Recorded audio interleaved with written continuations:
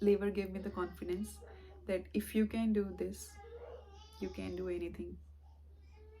It became stronger after till Friday. I achieved so many things that I'm so proud of what Kian is becoming. During that time, I was constantly worried about so many things at once. uh, I was trying to meditate, do yoga, walk every day, eat healthy, but I couldn't help thinking about all the things like nesting, preparing for everything, having all the stuff. I would uh, like wake up at night, oh, do I need this or do I need that? And is my labor going to be normal? Could I bear it? Would I need epidural? My family member could visit me, even my husband. He couldn't stay with me, or just he could just meet me or baby for like couple of hours, then he would leave. And then we have to stay for 5 days alone on my own with the newborn at hospital. So worried about everything, and I think that was the one of the reason why my blood pressure was rising. I started monitoring my blood pressure 3 times a day to be at safer side, and also start reducing sodium and sugar from my diet. I was turning 30, and on the same month my baby would arrive. So I was really excited, like we will be sharing the birthday month, and we visited the hospital and I was preparing for my birthday. And they told me like they are admitting me because I am alone at home and they can't risk me if something happens, and will supervise my health and keep me on low sodium diet. I stayed in the hospital for total 2 weeks, 1 week before delivery and 1 week after delivery. And that was the most boring and depressing phase of my pregnancy. The whole time I was just waiting to go home and be free. Right now I am in hospital for the procedure of induction of labor. Last week I was diagnosed with gestational hypertension. That is very common during pregnancy and very common during 9 months of pregnancy especially. Feeling very heavy here. Visited hospital, immediately checked my blood pressure and it was high, like above 140, 145, and she kept on checking my blood pressure many times and it was still high. So she was really worried that after studying everything and reading everything, that what it's going to be and how safe it is, what are the side effects. So we are quite satisfied with the procedure, because if baby and I are not safe carrying the pregnancy, it's better to be get induced at week 38. So baby is arriving soon. Not sure how much time it will take, but approximately around 2 days, because they are first trying to do it with the natural or physical method. In case the physical method doesn't work, then they are going to induce me with pitocin, that is oxytocin. My doctor is trying to make it as natural as possible.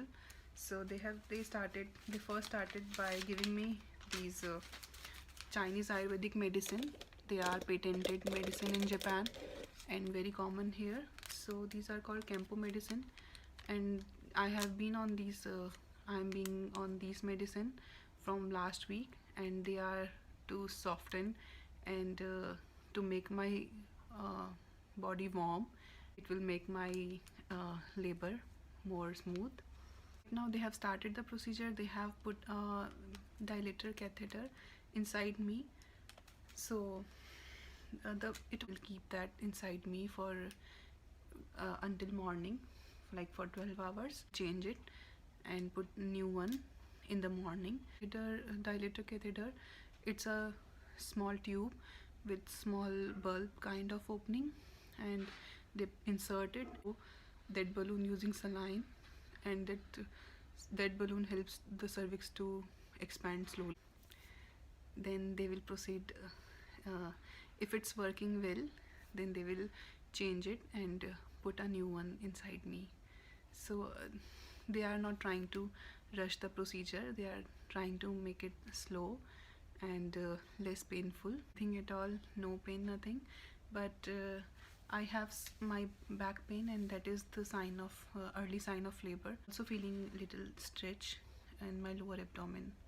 So my doctor said it's a good sign that the catheter is working fine. So I will update you in the morning, but they proceed next. 6 o'clock, I started having that's weird back pain, that lower back pain. It was gradually becoming more intense. I didn't know uh, like contraction or labor pain is also felt in back. I always thought like it was in uterus or somewhere. But for in my case, my contraction pain was in my back. I couldn't feel any labor pain, any contraction, just that the very the worst pain of my life, that back pain.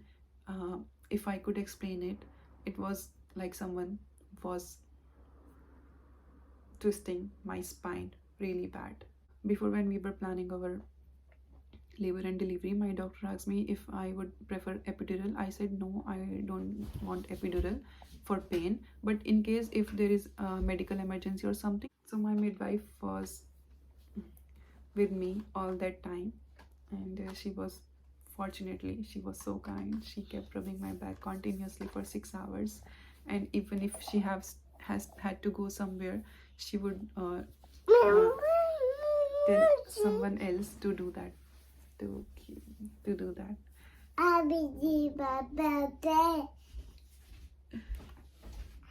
In the labor room, they had light music and a very nice, very comfortable rocking chair.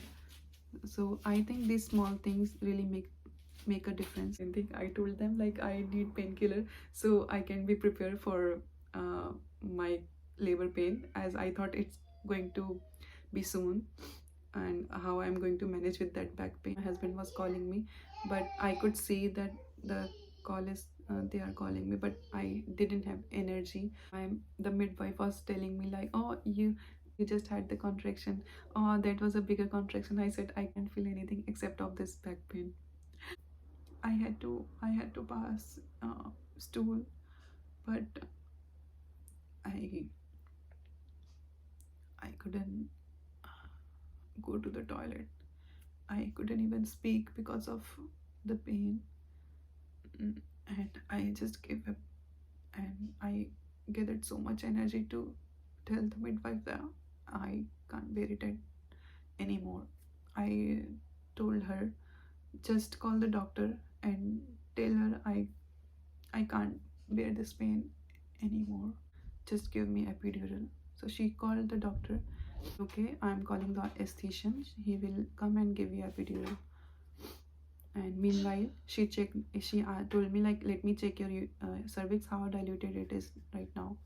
So she checked the cervix, and she checked the cervix, and was her expression was, I can see baby's head. I can see baby's head. And I was, oh, how it could be possible. She immediately changed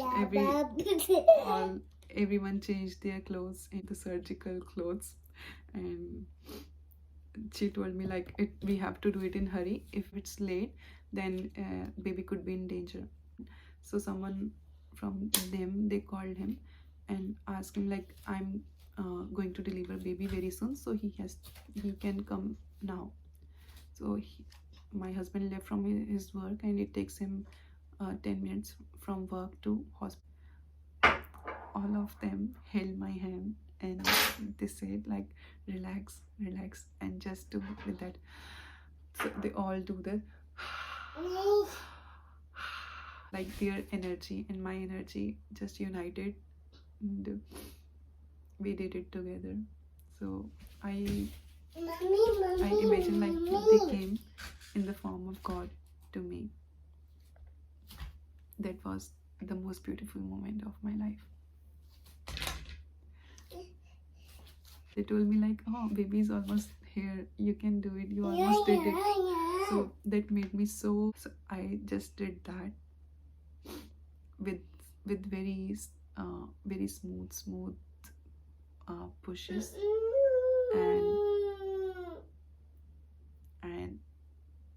Kian was there with us. They gave me Kian, I was in so shock. My husband was outside. He came and having his corona test and couldn't join me in labor and delivery. So he was crying outside. Like he couldn't, he had to be there. Like Kian was in my hands, like close to my chest. He was crying, and the doctor was taking the placenta out and cutting the birth canal. And I was calling my mom and my mother-in-law, and all of we were crying and calling everybody like, Kian is here, Kian is here. I took the first selfie with him. I was so happy, like all of my pain, all of my exhaustion, everything went away soon as I hold him in my hands. And my husband came after 5 minutes when Kian was born.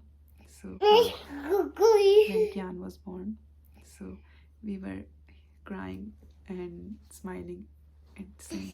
So this was about my labor and delivery story. I'm not a very good narrator, but I hope you can relate to it. All mothers can relate to it. Like that is the best day of every mother's life.